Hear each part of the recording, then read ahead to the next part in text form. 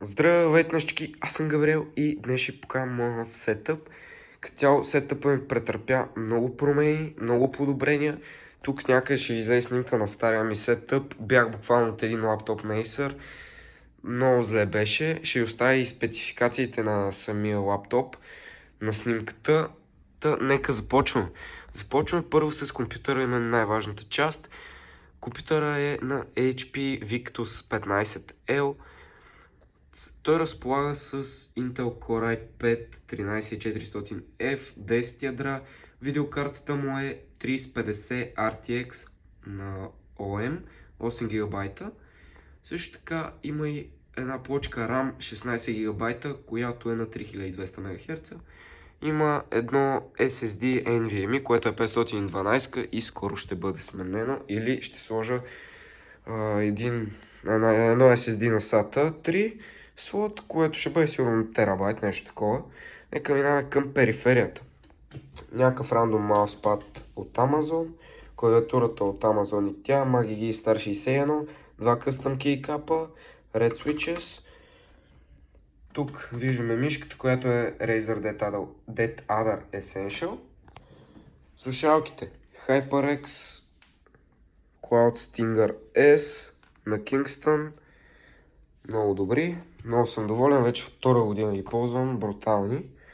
Монитора не е нищо специално. На HP е някакъв рандом, е така 24 инча на 60 Hz. Върши ми работа за сега, но в бъдеще ще бъде сменен. Така, тук виждаме някаква колонка на JBL. Go 3, тук AirPod тройки. Стола, нормален стол, дървен, гален. Тук отдолу държа кутията от клавиатурата, има още една, тя е на брат ми. Два мауспада, свински опашки и някакви такива работи. Като цяло е това от сетъпа. Сега нека се пуснем от компа и да ви кажа някои неща. Капичове, вече сме от компа и сега ще ви кажа някои неща за канала. Канала ще продължавам да си го развивам. Извинявам се, че е имало една година пауза. Просто с лаптопа нямаше как. Наистина почва да издава багажа. Крашваха игрите.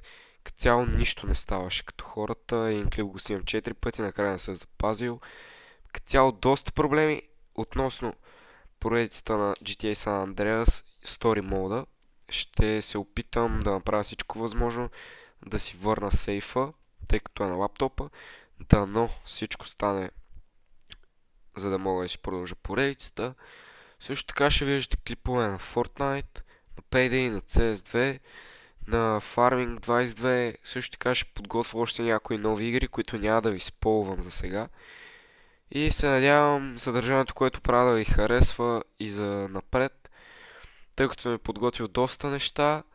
Също така ще виждате анбоксинги, ревюта и най-различно съдържание в канала ми. Това беше от клипа, надявам се да ви е харесал. Ще се видим в следващия клип. Това беше от клипа. Благодаря, че гледахте и не забравяйте да се абонирате за канала ми.